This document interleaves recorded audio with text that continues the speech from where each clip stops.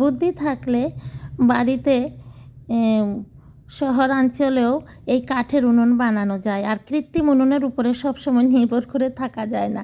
তাই বন্ধুরা, আজ আমি অনেক দিনের শখ মিটিয়েছি একটি কাঠের উনুন বানিয়ে, আর তোমাদের সঙ্গেও শেয়ার করছি। তোমরা আমাকে পাগল টাগল বলো না, কিন্তু এটা অনেক উপকারী।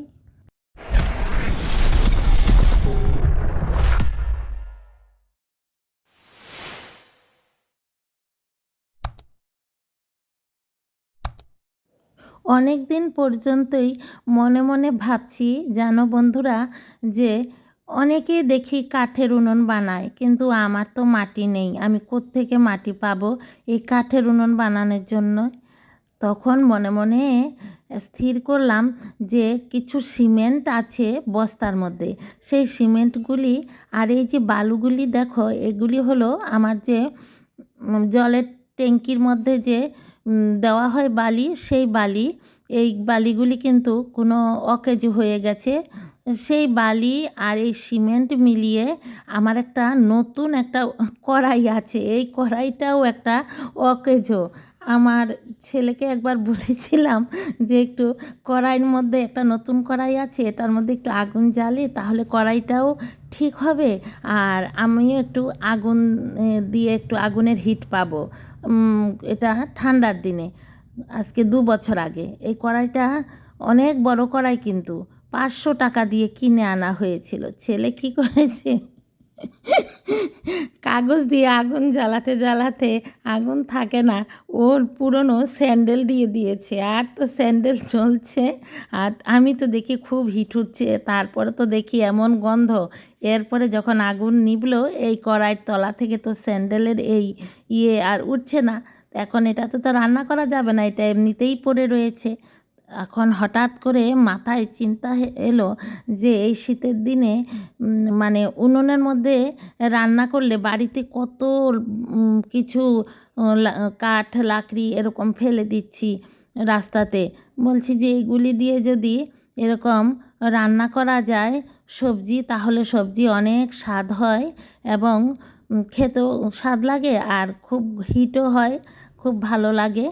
আর উনুনের রান্নাটা কিন্তু অস্বাভাবিক টেস্ট হয়, যেটা আমাদের গ্যাসের বা আমরা যেই ইলেকট্রিক উনুনে রান্না করি তাতে আমরা পাই না, তাই না বন্ধুরা? আর অনেকেই দেখি এরকম উনুনে রান্না করে। আমারও খুব ইচ্ছে করে উনানে রান্না করতে, বুঝলে। তাই আমি এই সিমেন্ট আর এই বালি দিয়ে আজ একটা উনুন বানাচ্ছি। আর বানাতে সময় আমাকে যে হেল্প করে সে বলল যে আমি করব, তুমি বলো। ও কোনো দিন উনুন বানায়নি, আমিও উনুন বানাইনি, কিন্তু আমি দেখেছি উনুন কী করে বানায়। আর দেখেই আমি ইউটিউবে আমি বললাম যে এইভাবে এইভাবে করো। তারপরে তো কি হলো, সিমেন্ট আর বালুগুলাতে ও দিয়ে দিল জল অনেক বেশি। হায় কপাল, যেভাবেই করি এটা তো কড়াইতে থাকে না, এটা তো ঝুলে ঝুলে সব সিমেন্ট আর বালি পড়ে যায়, আর উনুনের কিছুই হয় না। তারপরে মাথায় বুদ্ধি এলো যে এটার ভেতরে একটা বালতির মতো কিছু যদি দিয়ে দেই, তো বালতি দিলে তো অনেক বড় গর্ত হয়ে যাবে।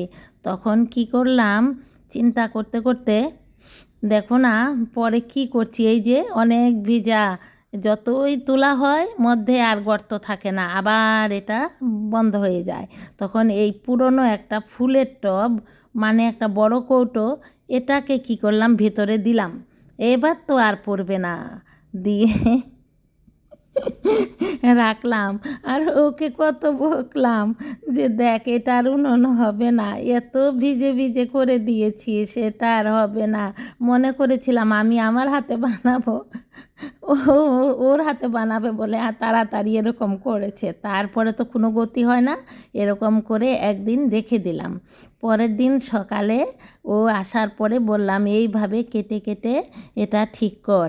এই দেখো কি সুন্দর হয়ে গেছে। আর এই যে মুখের ছিদ্রের জন্য এখান দিয়ে একটা বোতল ঢুকিয়ে রেখেছিলাম, বোতলটা সরিয়ে এইভাবে কেটে দেওয়া হয়েছে। কী করব, ওই যে উপর দিয়ে আর গলাটা দিতে পারলাম না, এইভাবেই কেটে সুন্দর হয়েছে। আর গলাটা দিলে ভেঙেও যেতে পারে। এটা টেম্পোরারিভাবে অনেক সময় পিকনিক করা যাবে, ছুটির দিনে একটু কিছু রান্না টান্না করা যাবে, রুটি টুটি বানানো যাবে। খুব ভালো লাগে দেখতে, খুব মায়া হয়েছে না উনুনটা? তোমাদের কাছে কীরকম লেগেছে জানি না। অনেকে তো অনেক সুন্দর সুন্দর বানায়, আমি তো এত মানে উনুন বানানো এক্সপার্ট না, ও এক্সপার্ট না। আর আমি আর বানাতে পারলাম না, ওই এরকম করে দিল তাড়াহুড়া করে। যা হোক করেছে, বকার চোটে আজকে সকালে ও এসে আবার এটা ঠিক করছে। আমি বলেছিলাম আমি ঠিক করব, আমাকে না বলে আগেই দা দিয়ে নিয়ে, আমি তো বলেছি এভাবে এভাবে কাটতে হবে, ওইভাবে এবার ঠিক করে এখন আবার সেই সিমেন্ট দিয়ে এটা লেপে লেপে ঠিক করছে। কিন্তু এটা একদিকে ভালো হবে কি, এটা বৃষ্টিতে ভিজলেও কিচ্ছু হবে না, এটার মধ্যে সিমেন্ট আর বালু। রান্নার পরে সার্ফ দিয়ে ধুয়ে রেখে দেবো, ভাঙবেও না। আর এই কড়াইটার মধ্যে স্যান্ডেল যেহেতু জ্বালিয়েছে, এখন এই কড়াইটাও কোনো কাজে লাগে না। আর যতক্ষণ এই কড়াই দেখি খালি শরীর জ্বলতে থাকে, এতগুলি টাকা নষ্ট হলো এই কড়াইতে, কী করব আমি, কী করব? আমি তো কিছুই করতে পারবো না। যা হোক, এখন এক সার্থক হয়েছে, আমি মরে গেলেও কড়াই থাকবে, এই কড়াই আর নষ্ট হবে না। আমি নষ্ট হলেও একদম সিমেন্ট দিয়ে গড়ে দিয়েছি। কিন্তু এটা খুবই কাজের হয়েছে। বাড়িতে কোনো একটা অকেশান হলে বড় ভাতের হাঁড়ি দিলে এটাতে পট করে ভাত হয়ে যাবে। বাড়িতে আমাদের কত কাঠ বাঁশ লাকড়ি থাকে, কিন্তু এটা বড় হাঁড়ি বসাতে হবে, ছোট হাঁড়ি। এই দেখো ভেতরে আমরা হাঁড়ি বসিয়ে দেখলাম, ছোট হাঁড়ি দিয়ে রান্না করা যাবে না, তাই এটার মধ্যে একটু বড়, অন্ততপক্ষে 1 কেজি চালের ভাত বসাতে হবে। আর সবজির কড়াইও বড় কড়াই বসাতে হবে, ছোট কড়াই দিলে হবে না। থাক, আমি একটা বড় কড়াই দিয়েই রান্না করব। আমার একটা কালো বড় কড়াই আছে, ওটা দিয়েই রান্না করব, কোনো প্রবলেম হবে না। বন্ধুরা দেখো তো বুদ্ধিটা কেমন হয়েছে, নিশ্চয়ই আমাকে কমেন্ট করে তোমরা জানাবে। এখন যদি শুকনো সিমেন্ট আরেকটু থাকতো, উপর দিয়ে একটু প্লাস্টার দিতে পারতাম। এখন ও সব সিমেন্ট গুলে দিয়েছে, কতগুলি এখন ফেলেও দিতে হয়েছে, কিন্তু উপর দিয়ে প্লাস্টারের জন্য তো আর সিমেন্ট পাচ্ছি না। যদি থাকতো তাহলে উপর দিয়ে ঘষে ঘষে একদম সুন্দর করে বার্নিশ করে দিতাম, মানে সিমেন্ট দিয়ে ঘরের মধ্যে যেমন ফ্লোরে দেয় এরকম করে। এখন আর কি করব, করার কিচ্ছু নেই। এই যে হয়ে গেল কড়াই মধ্যে, দেখো কীরকম শক্ত হয়েছে। এটার ভিতরে রান্না করব, যেদিন রান্না করব এদিনও ভিডিও করব, এখন তোমাদের সঙ্গে তোমাদের দেখাবো। তোমরাও বাড়িতে এরকম করে বানাবে, বানিয়ে ছাদে নিয়ে রান্না করতে পারবে। আমিও ছাদে নিয়ে যাব, ছাদে বসে বসে রান্না করব, বুঝলে বন্ধুরা? পিকনিক হয়ে যাবে। তোমরাও সবাই বাড়িতে এরকম একটা বানিয়ে রাখো, রাখলে কি হবে, তোমাদের যে বাঁশ টাশ থাকবে এগুলি দিয়ে রান্না করবে। এরপরে এসে গেলাম রান্নাঘরে। দেখো বন্ধুরা, আর তোমাদের আরেকটি রান্নার একটা খুব মুখরোচক একটা পদ দেখাবো বন্ধুরা। এটাও এই যে মুসুরির ডাল আমি 2 ঘন্টা আগে ভিজিয়ে রেখেছি, আর এখানে এই যে মূলো দেখলে, মূলোগুলিও ও কাটার দিয়ে কেটে ফেলেছে। এ কারণে ওই যে আমি ফটো তুলে রেখেছিলাম সেই পিকচারটাই দিয়ে দিলাম। এটা মূলো, আর এই মূলোগুলিকে এভাবে ও গ্রেট করে রাখলো। এখানে রসুন, কাঁচা লঙ্কা, পেঁয়াজ দেব না, নিয়ে মূলোগুলিকে একবারে সুন্দর করে, মূলো না ডালগুলিকে একদম সুন্দর করে আমি পেস্ট বানিয়ে নিলাম। আর এর মধ্যে দিলাম হলুদের গুঁড়ো, লবণ অনুমান করে দেবে যতটুক লাগবে, আর শুকনো লঙ্কার গুঁড়ো খুব সামান্য দিলাম কালারের জন্য, কারণ কাঁচা লঙ্কা দিয়েছি। আর এই যে মূলোগুলি একদম চিপে নিয়েছি, জল চিপে ফেলে দিয়েছি মূলোর, আগে ধুয়ে কেটেছি, বুঝলে বন্ধুরা? না হলে কিন্তু পরে ধুলে কিন্তু মূলোর স্বাদটা নষ্ট হয়ে যাবে। এখন সবগুলি দিয়ে এই মেখে নিচ্ছি। বন্ধুরা খেয়ে দেখবে, যারা খেয়েছো এরকম তো খেয়েছো, যারা খাওনি অবশ্য বানিয়ে খেয়ে দেখবে, এত দুর্দান্ত টেস্ট হয় কি বলবো। আমি তো বেশিরভাগ নিরামিষই খাই, মনে হয় মাসের মধ্যে আমি 2 দিন আর 1 দিন মাছ খাই। আমার মাছ বেশি ভালো লাগে না, কিন্তু আমার নিরামিষ পদ চটপটে যেগুলি খুব টেস্ট লাগে মুখে, এগুলি আমি সব সময় একটা না একটা কিছু প্রতিদিন বানাই। এই যে মূলো, এই শীতের দিন এলে আমি মূলো খাই এইভাবেই। এই সাদা মূলোগুলিকে এভাবে আমি গ্রেট করে তারপরে এই মুসুরির ডাল দিয়ে বা মটর ডাল দিয়ে আমি এগুলিকে এরকম করে আমি মূলোর চাপাটি বানাই। বুঝলে বন্ধুরা, চায়ের সঙ্গে খেতেও দুর্দান্ত স্বাদ লাগে আর ভাতের সঙ্গেও খেতে খুব ভালো লাগে শীতের দিনে। ধনেপাতা দিলেও খুব ভালো হতো, আমার ধনেপাতা আজকে শেষ হয়ে গেছে ঘরে। এই কারণেই বাড়িতে একটু ধনেপাতা থাকা খুব দরকার। আমি লাগিয়েছি, কি জানি উঠছে না কেন গাছগুলি। বাজার থেকে আনলে ফ্রিজে বেশি দিন থাকে না, তো নষ্ট হয়ে যায়, আর প্রতিদিন বাজারে যাওয়া সম্ভব হয় না। এই দেখো মেখে রেখেছি, রেখে এইদিকে এখন কড়াইটা বসিয়েছি, তেলও দিয়েছি কড়াইতে। এই দেখো এখন আমি এগুলি আরও ছোট ছোটও দেওয়া যায়, এই আমি একটু বড় বড় করেই দিচ্ছি, আমি যেহেতু চাপাটির মতো বানাচ্ছি। আর যদি তোমরা পকোড়ার মতো বানাও তাহলে ছোট্ট ছোট্ট করে দেবে, কিন্তু ছোট্ট দিলে মূলোটা বেশি টেস্ট লাগে না, একটু বড় বড় দিলেই মূলোগুলি বোঝা যায়, ছোট দিলে মূলাগুলি কিন্তু বোঝা যায় না। এত স্বাদ লাগে খেতে কি বলবো বন্ধুরা, তোমরা করে খেয়ে দেখো, চায়ের সঙ্গে তো দুর্দান্ত স্বাদ লাগে। আমি এই শীতের দিন এলে এই মূলোকে এরকম করে আমি মূলোর চাপাটি বানাই, আবার কলা পাতাতে করেও বানানো যায়। এখন তো উনুন হয়েছে, আমি একদিন কলা পাতাই নাই, কি করব, একদিন দেখি কলা পাতা জোগাড় করে কোনোখান থেকে যদি আনতে পারি, তখন কলা পাতাতে করেও তোমাদের বানিয়ে দেখাবো, সেটা আরেক স্বাদ। বুঝলে বন্ধুরা, এই এখন একটা একটা করে এই দিচ্ছি বন্ধুরা দিয়ে। আর এই দেখো বন্ধুরা, এই শীতের দিনটা, যে শীতের দিনটাতে কিন্তু আমরা প্রচুর পরিমাণে একদম টাটকা টাটকা সবজি ভ্যারাইটিস পাই না। অন্য সময়ের বর্ষার সবজির কিন্তু এত টেস্ট নাই, শীতের সবজির যা টেস্ট। আর এই সময় আমি খুব সবজি খাই।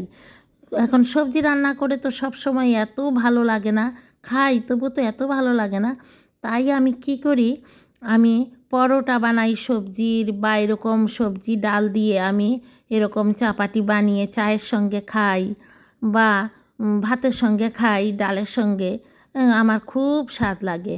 তোমরাও এরকম করে খাবে, বাচ্চাদের দেবে, বাচ্চাদের শরীরে এরকম সবজি একটু বেশি যদি খায় তাহলে বাচ্চাদের অনেক ভালো। মাছ মাংস থেকে সবজি খাওয়া অনেক ভালো। দেখো সবজিতে প্রচুর ভিটামিন থাকে, প্রচুর। আর যারা সবজি খায়, বেশিরভাগ মাছ মাংস কম খায়, ওদের কিন্তু শরীরে রোগ শোক কম হয়, গ্যাসের প্রবলেম কম হয়, কনস্টিপেশন কম হয়। সবজিতে সব সময় কিন্তু আমাদের দেখা যায় যে লেট্রিনটা ক্লিয়ার থাকে, এতে কিন্তু আমাদের শরীরের 80 ভাগ রোগই কম থাকে। আমি আমার যে সমস্ত ভিডিওগুলি আমার মেডিসিনের ভিডিও, তাতেও আমি বন্ধুরা তোমাদের বলে থাকি, এখন সবজি রান্না করে সব সময় বাচ্চারা খেতে চায় না, এটাকে নানাভাবে প্রসেসিং করে আমরা বাচ্চাদের খাওয়াতে হবে। বা ধরো হঠাৎ করে তোমাদের ঘরে অতিথি এসে গেল, এখন ডালের সঙ্গে কোনো কিছু ভাজি পোড়া দেওয়ার নেই, মূলো ভাজি দিলে তো কীরকম লাগে, এটাকে একটু মডিফাই করে যদি এরকম করে বানিয়ে দেই তাহলে কিন্তু দুর্দান্ত টেস্ট হয়। আর ওরা কিন্তু খেয়েও বুঝতে পারবে না প্রথমে এটা মূলো, তাই অনেক প্রশংসা পাবে। এবং এই রেসিপিটা কিন্তু সবাই শিখতে চাইবে। তাই এরকম তোমরা করো, বা কোনো অতিথি এলো বিকেলবেলা, চায়ের সঙ্গে কি দেবে, এরকম করে বানিয়ে চায়ের সঙ্গে দাও, খুব আদর করে খাবে। একটা মনে রাখবে, মূলো দিয়ে বানালে কিন্তু উপর দিকটা একটু এরকম ঝলসানো ঝলসানো হবে, আর যদি না ঝলসানো হয় তাহলে কিন্তু ভেতরটা কাঁচা থাকবে। তাই একটু উপরে এরকম হবেই, এটা পোড়া না, এটাই খেতে খুব স্বাদ। এই দেখো আমি সাজিয়ে নিচ্ছি, তোমাদের দেখাচ্ছি, তোমরা এরকম করবে বন্ধুরা। হ্যাঁ, মনে মনে ভাবছো না যে আমার মাথায় কি বুদ্ধি না, একবার উনুন বানিয়ে ফেললাম, মাটি ছাড়া উনুন, আর আরেকবার এখন মূলো দিয়ে এই দেখো চাপাটি বানালাম। এরকম করে সাজিয়ে, কেউ অতিথি এলো, ট্রেতে নিয়ে দিয়ে দেবে, সঙ্গে চা বানিয়ে দেবে, না হলে কফি, খেয়ে তো বাহা বাহা দেবে তোমাকে। বুঝলে বন্ধুরা, এই আমি এরকমই করি সবজি দিয়ে। আমি নানান কিছু আমি এটাকে একটু মডিফাই করে করে এটা আমি অনেক কিছু বানাই। আর আমার বাচ্চা অনেক সময় বুঝতে পারে না, সবজি খেতে চায় না, কিন্তু সব সবজি তখন আরও বেশি করে খায়। এ তো বুঝবেই না, খুব টেস্ট লাগবে, আর তো খেতেই ইচ্ছে করবে আর খাবেই। এই দেখো কি সুন্দর হয়ে গেল না, একদম সুন্দর। তাহলে কেমন লাগলো এটাও তোমরা কমেন্ট করে জানাবে বন্ধুরা। আর বন্ধুরা, আজকের ভিডিওটি সবাই মনোযোগ দিয়ে দেখো। আজকের ভিডিওটি কিন্তু অনেক কিছু তোমাদের জন্য দিয়েছি, যারা জানো তাদের না, যারা জানো না তাদের বলছি। আর সম্পূর্ণ ভিডিওটি দেখবে, কেউ স্কিপ করবে না। নতুন বন্ধু হলে সবাই আমাকে এই ভিডিও দেখে একটু হলেও ভালো লাগলে আমাকে বন্ধু করে একটা লাইক দেবে। পুরনো বন্ধুরা যারা আগেই আমাকে বন্ধু করেছো, প্রত্যেকে একটা করে লাইক দেবে বন্ধুরা। আর বন্ধুরা, আমি এই ভিডিওটি করছি আসামের হোজাই থেকে। আমি জয়া পারভিন, প্রতিদিনের মতোই বলছি। তোমরা কে কোথা থেকে দেখছো বন্ধুরা, তোমাদের অনেক অনেক ভালোবাসা আমার বুক ভরা, এবং গুরুজনদের আমার প্রণাম সালাম। বন্ধুরা দেখো, উপরে এসেছি আমি। এখানে আমি সুপুরি যে দিয়েছিলাম রোদে, এগুলি দেখছি এখনও শুকায়নি। আর দেখো বোতলে আচার, এই আচার আমার গত বছরের অনেক আচার বানিয়েছিলাম, আমার ভিডিওতে দেখবে। আমি অনেক আচার বানিয়েছি, যেমন দোকান সব খেতে খেতে এক বছরে এই এক শিশি আচার রয়েছে, অনেক বেশি মনে হবে। এখানে 3 কেজি আচার, অনেক বড় বোতল, এটা কাচের, তাই তোমাদের দেখালাম। আজ এটা রোদে দিয়েছি, এখন এটা কয়দিন রোদে দেব আবার, তাহলে এটা আরও 5 বছরও থাকবে, কিচ্ছু হবে না। আরও বেশ টেস্ট হয়েছে খেতে, পুরনো হয়েছে তো। এটা লঙ্কা, ক্যাপসিকাম, গাজর, মূলো সব কিছু আছে, আদা। উপরে এসেছি। আর দেখো আমার একটা এই বোম্বাই মরিচ, বা যারা নাগা মরিচ বা কামরাঙ্গা মরিচ বলো, এটা এনেছি। এটা এখনও লাগাইনি, লাগাবো। এটাকে কয়দিন বাড়ি চেনাচ্ছি। কি মা, মা, মা, মা, মাম্মা, মাম্মা, মাম্মা, মাম্মা, সোনা মাম্মা কোথায় রে, আমার সোনা মাম্মা কোথায় রে, আমার সোনা মাম্মা কোথায় রে, আমার সোনা মাম্মা কোথায়। কি মামা, মামা সময় পাই না তোমাদের কাছে এসে একটু আদর করতে। আমার মামা সোনারা কি করে আমি এলে, আমার সোনা মাম্মা, আমি আমার কাছে বের হয়ে আসবে তোমরা না। ও সোনা রে, ও সোনা, আমার সোনারা কত কাজ করে, কত কাজ করতে পারে। হ্যাঁ, কোনো কাজের অভাব নেই, সারা দিন খালি কি করে কি না করে। মামাকে দেখলে কত কাজ দেখায়, কত কাজ দেখায়। আমার ছুনা মনা, ছুনা মনা, থাকো আমার ছুনা, থাকো ছুনা, থাকো ছুনা, ছুনা আমার ছুনা গো, থাকো থাকো, খেলু খেলু করো, খেলু খেলু করো। কেমন দেখো বন্ধুরা, এক রতি ওদের শরীর আর প্রাণ, কিন্তু ওদের কীরকম কৃতজ্ঞতা, আমি অবাক হয়ে যাই, আমি অবাক হয়ে যাই। আমি যে ওদেরকে দেখাশোনা করি, ওদেরকে আমি সব সময় লালন পালন করছি, ওরা আমাকে দেখলে কি করে, তার ভালোবাসা কি করে প্রকাশ করে। কিন্তু একটি মানব সন্তান আজকালকার দিনে ভুলে গেছে এই ভালোবাসা। মানব সন্তানরা যখনই বড় হয়ে যায়, সবাই না, কিন্তু এখনকার দিনে ম্যাক্সিমামই, আমরা ছেলেবেলেকে ছোট থাকতেই খালি বাইরে বের করতে যাই, দূরের স্কুলে ভালো পড়াশোনা করতে, বিদেশ যেতে, কিন্তু সেই সন্তান ঘুরে আর মা বাবার কাছে কিন্তু এখনকার দিনে বেশি আসতেই চায় না। শেষ বয়সে ধীরে ধীরে মা বাবা একলা বাড়িতেই পড়ে মরে। স্বপ্ন কত কষ্ট করে ছেঁড়া জুতো পায়ে দিয়েও হয়তো বা সন্তানের জন্য সাশ্রয় করেছেন বা করেন।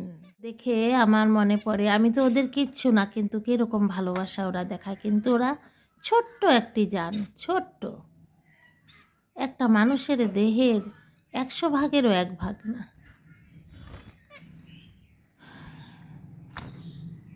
তাই বন্ধুরা, আজ আমার ভিডিওটা আমি আমার শখের সুখ পাখিদের দেখিয়েই আমি শেষ করছি। সবাই সুখে থাকুন, ভালো থাকুন, আমার সুখ পাখিদের মতো এই রকম আনন্দ উপভোগ করুন নিজের জীবনটাতে। দেখুন, ওদের কোনো কষ্ট নেই, ওদের দেখে সুখে থাকার স্বপ্ন দেখুন। যে রকমই থাকেন তার মধ্যে সুখকে খুঁজে নিতে চেষ্টা করুন, এটাই আমার একমাত্র বলা। ভিডিওটি আমার দেখছেন, অনেক অনেক ভালোবাসা আপনাদের, দেশ থেকে বিদেশ থেকে কাছ থেকে দূর থেকে প্রত্যেক বন্ধুকে। আর যদি একটু হলেও ভালো লাগে আমার চ্যানেলটি সাবস্ক্রাইব করে বেল আইকনটি প্রেস করে একটা লাইক দিতে ভুলবেন না। যারা আগেই আমাকে বন্ধু করেছেন এবং প্রতিদিন আমার ভিডিও দেখেন, সে সমস্ত বন্ধুদের আমার পক্ষ থেকে অনেক অনেক ভালোবাসা। আবার আসবো আরেকটি নতুন ভিডিও নিয়ে। আজকের মতো তাহলে বিদায় নিচ্ছি। আসসালামু আলাইকুম।